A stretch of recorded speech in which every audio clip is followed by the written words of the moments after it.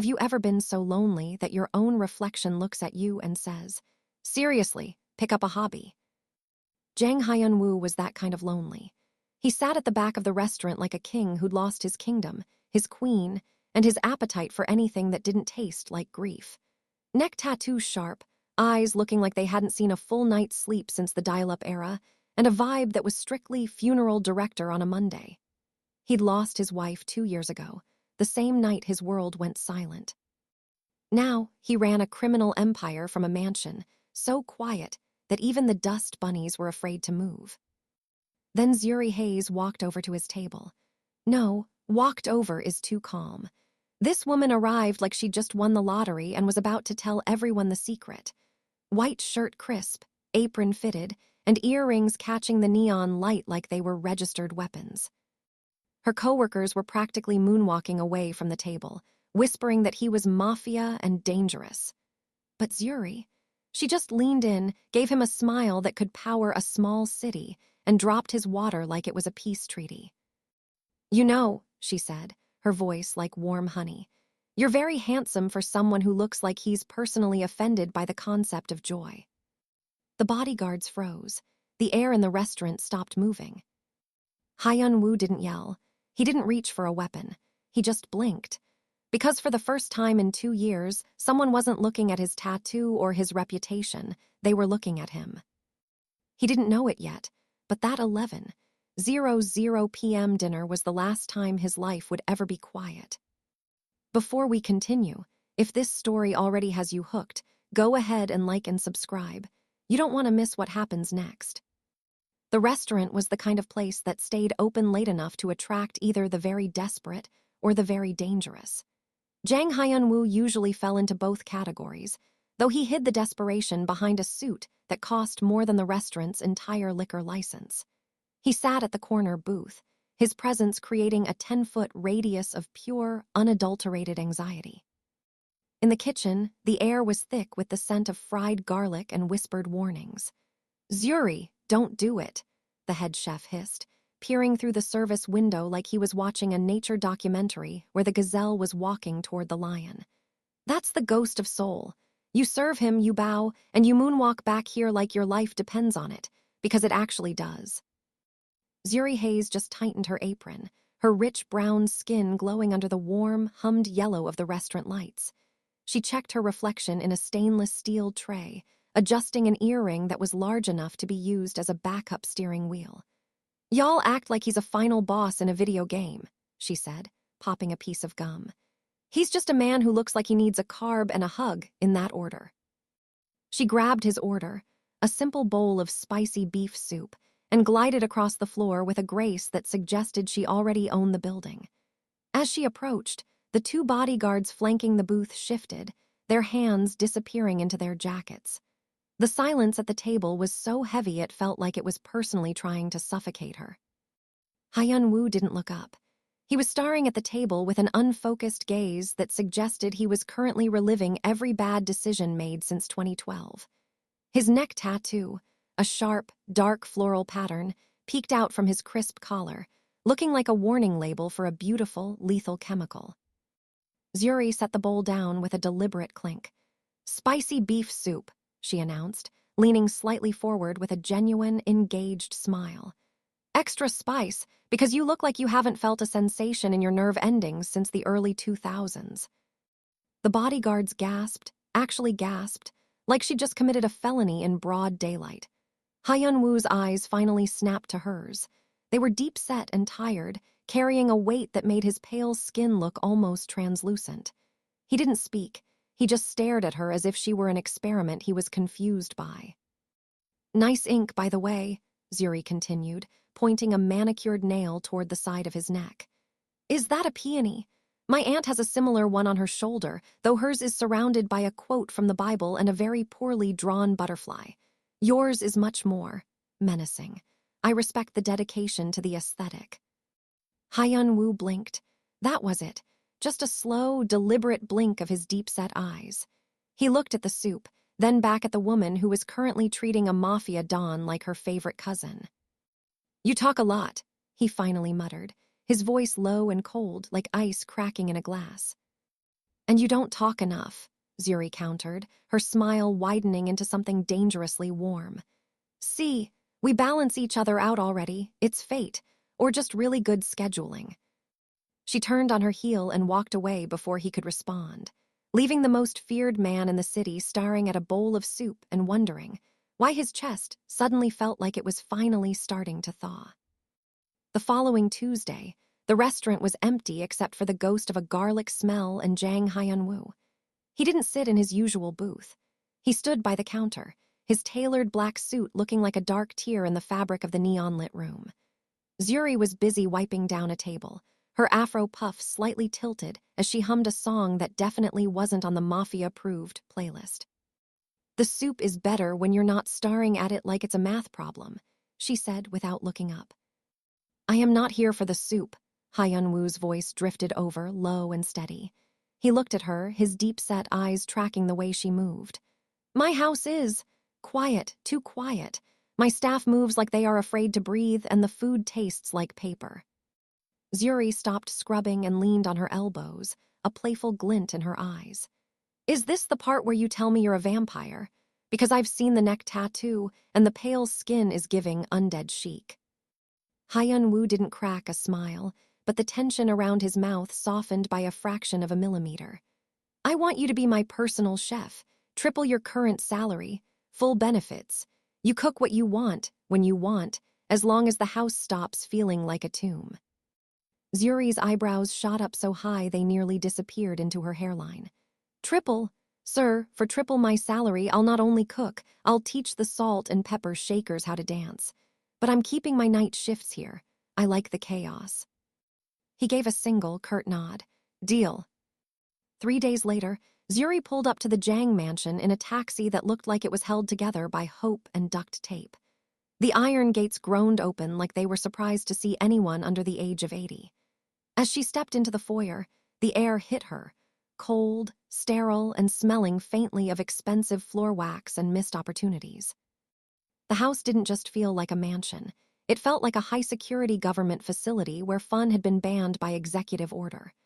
The security guards stood at every corner, faces as expressive as stone gargoyles. They didn't blink. They didn't speak. They just watched her loud presence, her vibrant yellow head wrap and jingling bracelets, as if she were a glitch in a very expensive simulation. Y'all realize this is a home and not a witness protection program, right? Zuri asked a guard who looked like he'd been carved out of granite. He didn't even twitch. Hyun-woo appeared at the top of the grand staircase, looking down at her with that same, present but not there gaze. The vastness of the marble hall made him look even lonelier, a king in a castle built of ice. The kitchen is through the double doors, he said, his voice echoing off the high ceilings. Mr. Park will show you the inventory. Zuri scanned the room, her expressive eyes taking in the heavy velvet curtains that blocked out every stray ray of sunshine. She dropped her bag on a mahogany table that probably cost more than her college tuition. First rule of the Zuri kitchen, boss man, she called up to him, her voice bouncing off the cold walls. I don't cook in morgues. If I'm staying, these curtains are coming down and I'm bringing my speakers. This house needs a heartbeat, and right now, it's flatlining. Hyun-woo paused, his hand gripping the railing. He looked at her, then at the suffocatingly expensive curtains, and for the first time, a flicker of something that wasn't grief passed through his tired eyes. Do what you want, he muttered, turning away. Just make sure it doesn't taste like paper. By Tuesday morning, Zuri decided that the mansion didn't just have a noise problem. It had a soul problem. The air was so heavy with unsaid things that she felt like she was walking through invisible spiderwebs every time she crossed the foyer. The security guards, dressed in suits that looked like they were ironed with a laser, stood at their posts with the frozen intensity of people who had forgotten how to itch their own noses. All right, y'all, I can't do it anymore, Zuri muttered to a stone-faced guard named Minho as she hauled a massive Bluetooth speaker into the center of the grand ballroom. This house is giving haunted Victorian hospital, and I'm about to provide the cure. Minho didn't blink. He didn't even shift his weight. He just stared straight ahead as if Zuri and her neon-pink speaker were a hallucination he was paid to ignore. Zuri didn't care. She tapped her phone, and within seconds, the opening horns of Crazy in Love tore through the silence like a chainsaw through silk. The acoustics in the ballroom were terrifyingly good. The bass hit the marble floors and vibrated up through the legs of the expensive mahogany furniture. Down the hallway, 3 other bodyguards appeared, their hands instinctively moving toward their waistbands before they realized the threat was just a woman in a yellow headwrap doing a mid-tempo strut toward the kitchen. They exchanged frantic, wide-eyed looks. One of them actually checked his watch, as if timing how long it would take for Hyun-woo to emerge and end someone's career or life. "Zuri, Miss Hayes." Mr. Park, the ever-anxious assistant, came scurrying down the stairs, his glasses sliding down his nose. "The master. He requires absolute quiet. This is a violation of Is That Beyonce." "It's a vibe, Mr. Park. Join the movement," Zuri called out, spinning with a wooden spoon in her hand. She started sliding across the polished floor, her jingling bracelets providing a rhythmic percussion to the track. "The master needs to realize his ears still work. If I have to hear one more clock tick in this morgue, I'm going to start screaming just to see if the walls scream back." The bodyguards were now in a full-blown silent panic. They communicated entirely through eyebrow raises and subtle head tilts, debating who was brave enough to tell her to turn it off. None of them moved. They were more afraid of Zuri's confidence than they were of Hyun-woo's temper. Suddenly the music didn't stop, but the energy in the room shifted. The temperature seemed to drop 5 degrees. At the top of the stairs stood Jang Hyun-woo. He wasn't wearing his suit jacket, just a crisp white shirt with the sleeves rolled up, revealing the dark, intricate ink that crept down toward his wrists. He looked down at the scene, the dancing waitress, the vibrating marble, and his elite security team looking like confused puppies. Zuri didn't stop. She looked up, caught his intense, deep-set gaze, and pointed the wooden spoon directly at him. "Don't even think about it, boss man. If you want the jollof rice I'm prepping, you're going to have to endure the Queen Bey. It's a package deal." The guards held their breath, waiting for the explosion. Hyun-woo stared at her, his expression unreadable, his eyes tracking the way she moved with a freedom he hadn't felt in years. He didn't yell. He didn't signal for the music to stop. He just leaned his elbows on the railing and watched. After a long moment, the tension in his jaw, the tension that had been there for 2 years, gave way to a shadow of a smirk that was gone before anyone could prove it happened. "More spice," he called down over the bass. "And turn it up. I can still hear Mr. Park breathing." The problem with working in a house that operated like a silent movie was that you eventually forgot the walls had ears, and that those ears were attached to people with very expensive shoes and even more expensive tempers. By Friday, Zuri had successfully replaced the mansion's funeral home aesthetic with the smell of slow-roasted chicken and a playlist that featured enough bass to make the crystal chandeliers nervous. She was in the kitchen, leaning against a marble countertop that was probably older than her family tree, with her phone pressed to her ear. Kesha was on the other end, demanding a full report on the mafia situation. "Girl, I'm telling you," Zuri whispered, though her version of a whisper still had enough volume to reach the next zip code. "The man is a menace. He stares at me like I'm a puzzle he's 5 seconds away from throwing out a window. He's cold, he's moody, and he has the emotional range of a teaspoon." She paused, checking the seasoning on her sauce before letting out a long, frustrated sigh. "But Kesha, the problem is that he is frustratingly fine, like medically unnecessary levels of attractive. Have you seen that jawline? You could literally chop wood on it. And that neck tattoo? I know it's supposed to be a warning sign, but it's looking more like a welcome mat at 2:00 a.m. It's disrespectful how he just walks around being that handsome while being that grumpy. It's a hate crime against single women everywhere." Zuri was so deep into her fineness dissertation that she didn't hear the soft, rhythmic click of dress shoes on the tile. She didn't notice the bodyguards at the kitchen entrance suddenly finding the ceiling architecture incredibly fascinating. "And the suits," Zuri continued, gesturing wildly with a wooden spoon. "Who told him he could wear a white shirt with the sleeves rolled up like that? He looks like he should be on the cover of a magazine called International Men Who Will Ruin Your Credit Score. I'm out here trying to sauté onions, and he's out here looking like a whole 5-course meal with a side of danger. Is that so? The voice didn't come from the phone. It came from approximately 3 feet behind her left shoulder. It was deep, cool, and vibrating with a dry humor that Zuri hadn't heard before. Zuri froze. Her heart didn't just skip a beat, it did a full Olympic floor routine.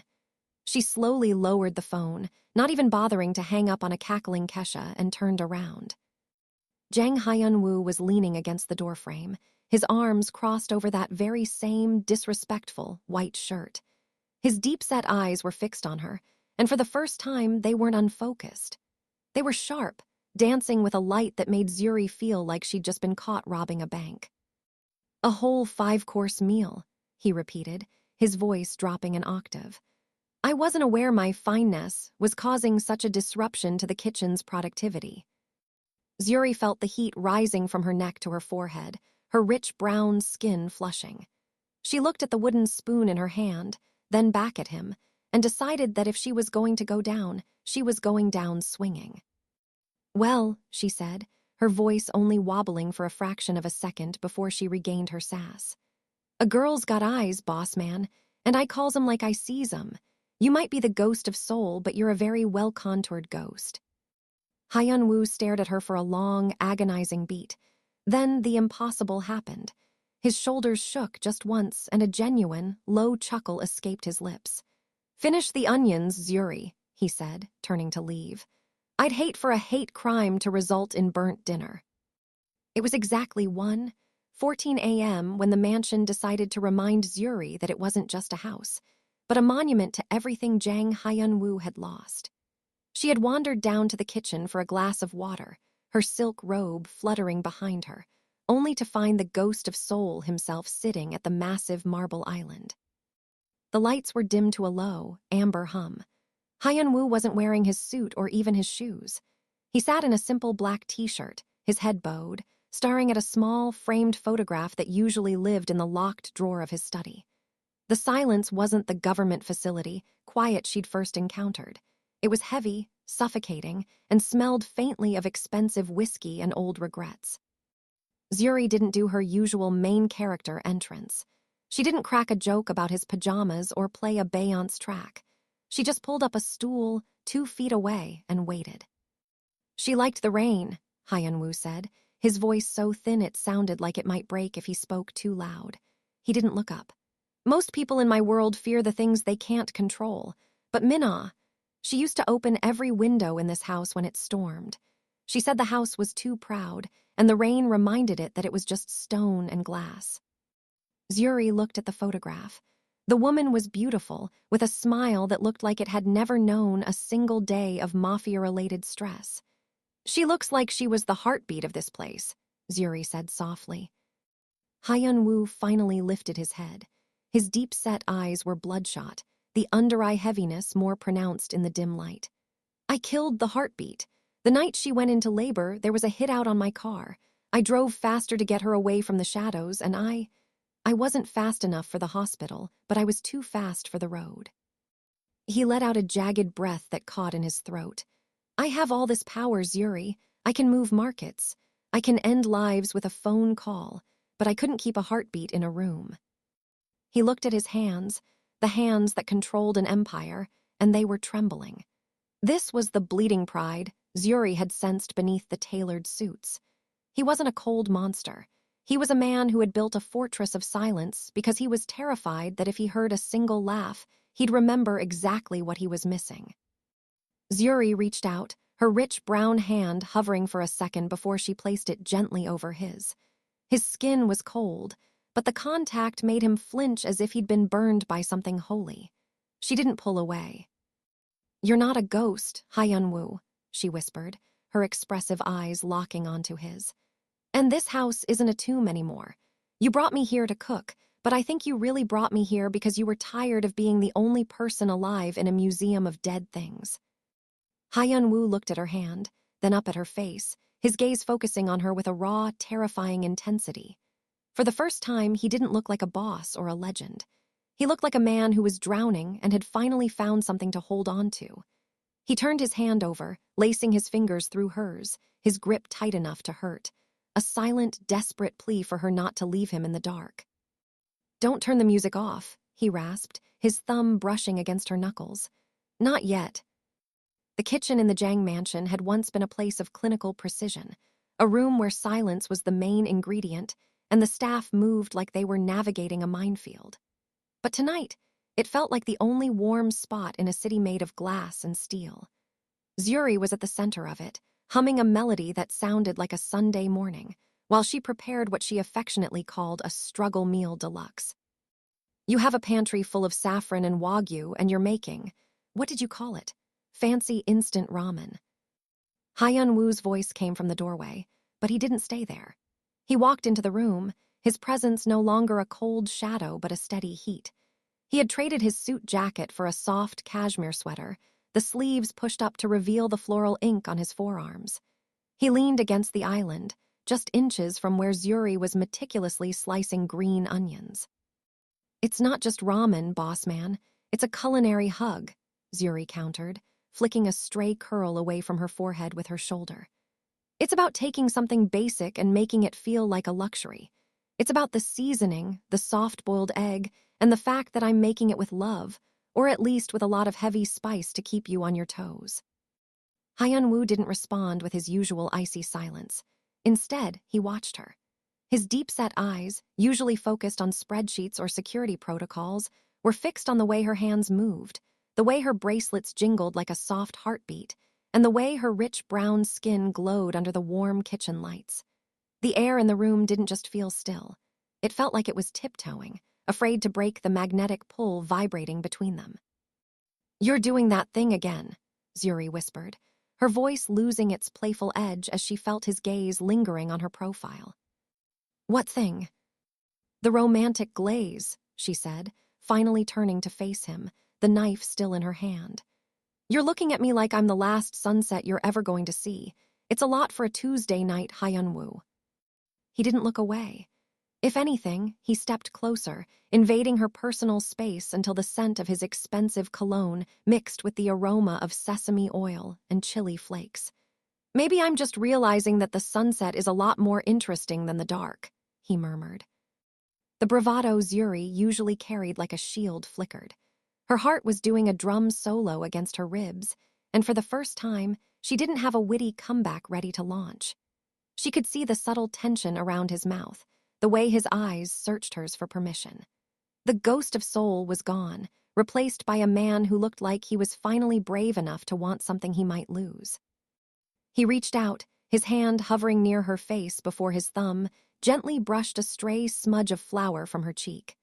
The touch was light, almost tentative, but it sent a jolt through the room that made the boiling pot on the stove seem quiet by comparison.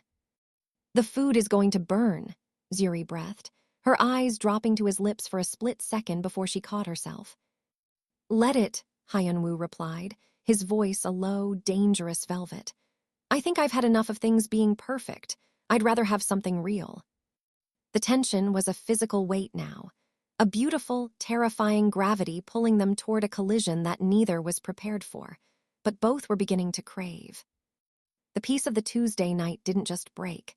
It was dismantled by the sound of a cane hitting the marble floor with the rhythmic precision of a ticking time bomb. Zuri was mid-laugh, reaching for a towel to wipe a stray splash of sauce, when the kitchen doors swung open to reveal a woman who looked like she'd been carved out of expensive ivory and pure judgment. Madame Jang didn't enter a room, she conquered it. Her hanbok was a deep, traditional violet, and her hair was pulled back so tight it looked like it was holding her entire ancestry together.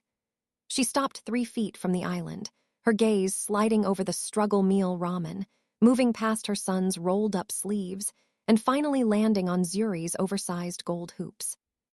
"I was told there was a chef in this house," the Queen Mother said, her voice a polished blade. "I see a woman wearing jewelry large enough to serve as dinner plates and a kitchen that smells like common street food." The bodyguards in the hallway seemed to collectively stop breathing. Hyun-woo stood up, his jaw tightening as the boss man persona snapped back into place like a protective shield. "Mother, you didn't say you were coming." I heard music coming from the gates, Hyun-woo.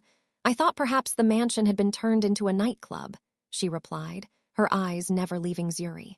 She stepped closer, squinting at Zuri with an intensity that would have made most people apologize for existing. You, the girl with the loud ears, do you know who lives here? Zuri didn't flinch. She set the towel down and matched the older woman's gaze with a warmth that refused to be chilled. I know a man lives here who is starving for something that didn't taste like a formal apology, madam. And as for the earrings, they help me hear the jokes that people are too afraid to tell out loud. Madame Jang's eyes narrowed. She looked at the boiling pot, then at the way her son was standing, not in front of Zuri as a master, but beside her as a partner. She saw the light in Hyun-woo's deep-set eyes, a flicker of life she hadn't seen since the funeral flowers had wilted 2 years ago. She leaned in, her voice dropping to a whisper meant only for Zuri. You think your humor can fix a shattered heart. You think being loud makes up for the silence he's earned. I think silence is just a scream that's lost its voice, madam, Zuri countered softly, her expressive eyes filling with a sudden, sharp empathy. And I think you're just as tired of the quiet as he is. The older woman froze. The judgment in her face didn't disappear, but it cracked. She saw the humor for what it really was, a bridge made of vibrance and noise, built to carry her son across a canyon of grief.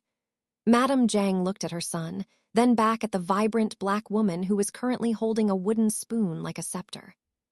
It needs more ginger, the Queen Mother snapped, turning on her heel toward the dining room. And turn that music back on. If I have to endure this common meal, I at least want to hear the woman who thinks she can outtalk the Jang family legacy.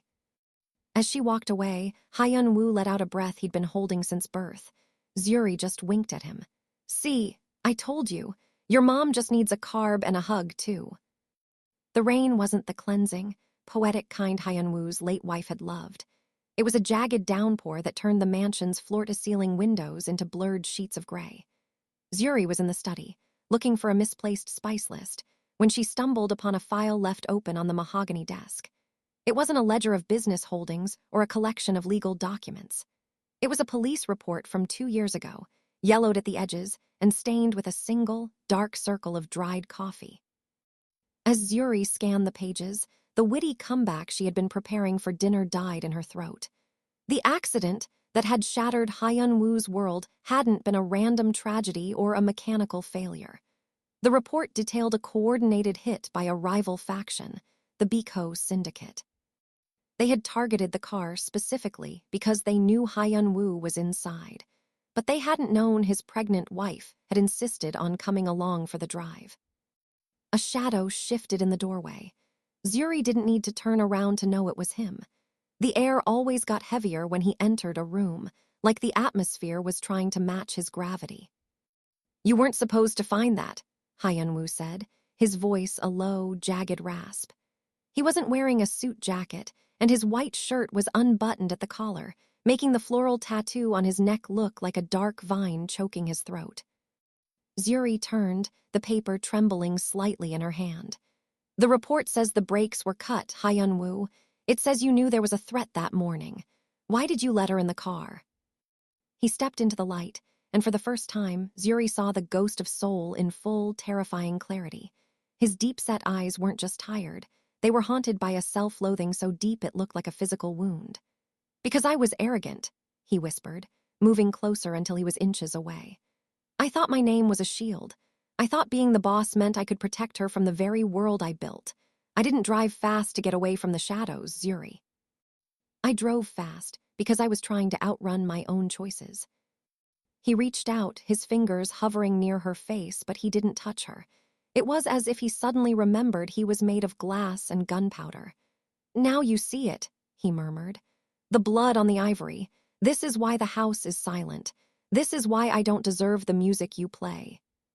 Zuri looked at the man before her, the dangerous, powerful, broken man who had spent 2 years punishing himself for a crime he couldn't undo. She should have been terrified. She should have grabbed her neon pink speaker and her loud earrings and moonwalked out the front gate without looking back. Instead, her heart did a slow, painful roll in her chest. She realized with a sharp, terrifying clarity that she wasn't just finessing a job or cheering up a lonely billionaire. She was down bad for a man whose hands were stained with a history she couldn't wash away. "You're right," she said, her voice steady despite the thunder outside. "You don't deserve the music, but you're the only one in this city who actually listens to it." She reached out, closing the distance he was too afraid to cross, and grabbed the front of his shirt. "If the shadows are coming back, Hyunwoo, you'd better make sure you have enough spice in your system to fight them off, because I'm not leaving this kitchen until the stove is cold."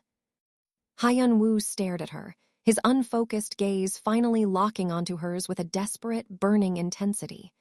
The secret was out, the danger was real, and the shadow of the past had finally caught up to the present. The air in the mansion was no longer silent. It was electric, humming with the kind of tension that usually precedes a lightning strike. Zuri stood in the center of the grand foyer, but she wasn't holding a wooden spoon or a speaker this time.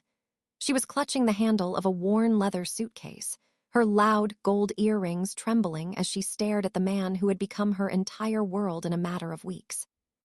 "Tell me it's a lie, Hyunwoo," she whispered, her voice cracking for the first time since she'd walked through those iron gates. "Tell me you didn't know." Hyunwoo stood at the top of the stairs, the shadow of the Queen Mother looming behind him. He looked like the ghost of Seoul again, his face a mask of pale, frozen grief. But it wasn't the past that was the problem, it was the present. Mr. Park, the ever-anxious assistant, stood trembling by the door, holding a digital tablet that displayed a leaked bank transfer. It was a payout to the very restaurant where Zuri had worked. A massive, under-the-table donation made the same week she was randomly selected to be his chef. "I didn't think you'd come if I just asked." Hyunwoo's voice was a low, hollow rasp. "I saw you at that restaurant, Zuri. I saw the way you smiled at everyone but me, and I bought the opportunity to bring that light into this tomb. I paid your boss to fire the other candidates. I engineered the chance meeting." Zuri felt like the marble floor beneath her had turned into thin air. "You didn't hire me because you liked my cooking. You hired me because you wanted a pet to entertain your grief. You finessed me, Hyunwoo. You treated my life like a chess move." "I did it because I was dying," Hyunwoo roared, his voice echoing off the high ceilings, raw and desperate. He descended the stairs, his deep-set eyes burning with a terrifying intensity. "I was drowning, and you were the only thing that felt like air. Is it a betrayal to want to survive?" "It's a betrayal when you don't give me the choice to save you on my own terms." Zuri shot back, her rich brown skin flushed with anger and heartbreak. The heavy front doors groaned open, and a black sedan pulled into the driveway, its headlights cutting through the rain like predator eyes. It was time for her night shift, the one she'd insisted on keeping. But as she looked at Hyunwoo, standing there in his expensive suit with his disrespectful jawline and his bleeding pride, she realized the shadow of the past wasn't the enemy. The enemy was the wall of secrets he still refused to tear down. She adjusted her grip on her suitcase and stepped toward the rain. She didn't moonwalk. She didn't crack a joke. She just stopped at the threshold, the wind whipping her yellow head wrap. "You learned how to laugh, Hyunwoo," she said, her voice dropping to a whisper that cut through the thunder. "Now you need to learn how to be honest. Until then, the music stays off." She stepped out into the dark, the door clicking shut behind her with a finality that felt like a gunshot. Hyunwoo watched her go, his hand gripping the cold iron railing until his knuckles turned white. In the distance, a siren wailed, a reminder that the Biko syndicate was still watching, and the Don was now more vulnerable than he had ever been. The screen fades to black, leaving only the sound of the rain and one burning question. Will Zuri forgive and marry the Don, or has the music stopped for good?